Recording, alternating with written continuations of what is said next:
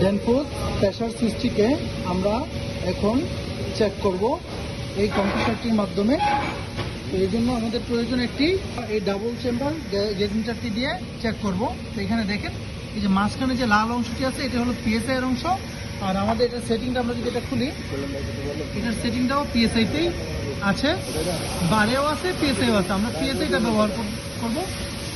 তো আমরা দেখবো যে এই যে 100 এখানে, তারপরে এখানে প্রত্যেকটি ঘর হলো 10 করে, পাশে যদি যাই যে 0 1 2 3 4 5 মানে প্রত্যেকটি ঘর হলো 20 করে। 100তে ওভার করলে কন্ট্যাক্ট মেক করবে এবং সাইডের নিচে আসলে কন্ট্যাক্ট ছেড়ে দিবে। যেখানে 70-এর নিচে আসলে কন্ট্যাক্ট ছেড়ে দিবে, 100 উপরে গেলে কন্ট্যাক্ট মেক করবে।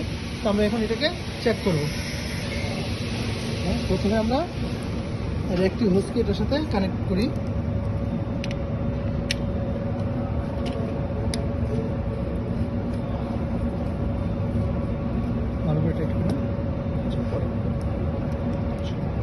আর একটা হলো কম্প্রেসারে।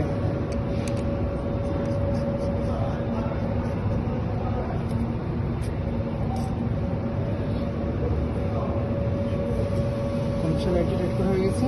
এগুলো আমাদের কম্প্রেসারটি। এখন দুটিকে আমরা পাশাপাশি রাখবো।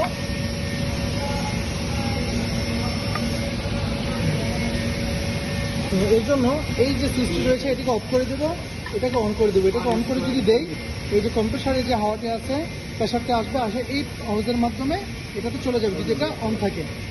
আর যদি এটা অফ করে দিই তাহলে আর হাওয়া বের হতে পারবে না। আমরা এটা অন করে নিলাম, এটা অফ করে নিলাম।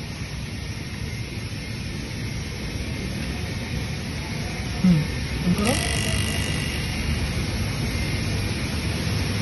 100-র কাছাকাছি যাচ্ছে, যে 100-র কাছাকাছি চলে আসছে। 100 পার হয়েছে, সাথে সাথে আমাদের কন্ট্যাক্ট মেক করে ফেলছে। আমরা এটাকে আবার কমাবো, এটা একটু এইভাবে দেবো। কমানোর জন্য আমরা এটাকে অন আছে, এটা অনে থাকবে। এইটাকে আমরা যদি অন করি প্রেশার এয়ারটা এটা এই দিক থেকে বের হয়ে যাবে। তখন আমরা দেখি এটা একটু অন করি নাই।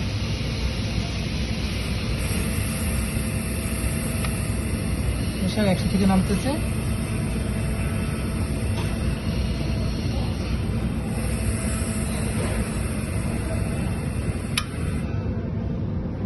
যে আমরা যদি এখন দেখি প্রেশারটা প্রায় 70-এর নিচে নেমে গেছে, সাইডের কাছাকাছি চলে আসছে, আর আমাদের কন্ট্যাক্টও ছেড়ে দিছে। তো এইভাবেই প্রেশার সুইচকে আমরা অ্যাডজাস্ট করতে পারি এবং চেক করতে পারি ঠিকমতো কাজ করতেছে কিনা। Thanks for watching. আল্লাহ হাফেজ।